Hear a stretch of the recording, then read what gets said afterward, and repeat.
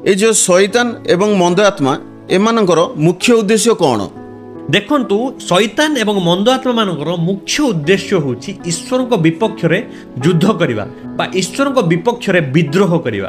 कारण से माने विद्रोह करिकि ही स्वर्ग रु तळगु पतित हेइथिले आ सेम विषय से माने आजि मध्य कंटिन्यू करूछंती। तो ईश्वर जो समस्त प्रकार उत्तम योजना मनुष्य निमंते रखी अछंती, मानव जाति निमंते रखी अछंती, से समस्त विषय को से माने पंडु करिया को चाहुछंती, से समस्त विषय को से माने बाधा देबा को चाहू अछंती। तो सेटा होची सेमानकर मुख्य उद्देश्य।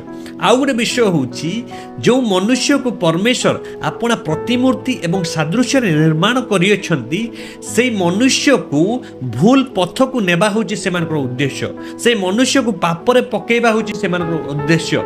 से मनुष्य को ईश्वर को ठारू पृथक करिवा होची सेमानकर उद्देश्य।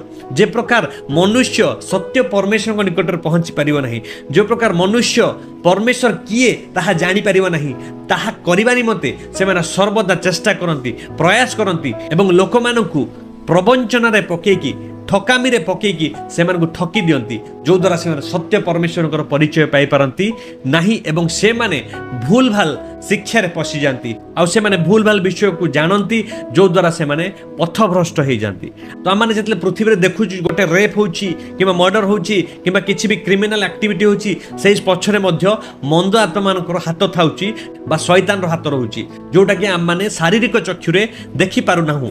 किंतु आत्मिक विषय को जिते आम देखा से मंद आत्मा माने लोक मानक मध्यरे से प्रकार विषय घटौ अछंती। कारण सेमानकर मुख्य उद्देश्य होची से लोक मानकु भ्रांत करिकि सेमानकर जीवन को नष्ट करिकि सेमानकु शेष रे नरक को टाणिकी नहीं जिबा बा अनंत अग्नि को टाणिकी नहीं जिबा, जोटा कि सेमानकर मुख्य उद्देश्य अटे। तो गोटे होची ईश्वर को विपक्ष रे विद्रोह करिबा, द्वितीय होची मनुष्य को पथभ्रष्ट करी ईश्वर ठारू दूर को नहीं जाए अनंत नरक अर्थात अग्नि को नहीं जिबा बा मृत्यु को नहीं जिबा सेमानकर लक्ष्य अटे।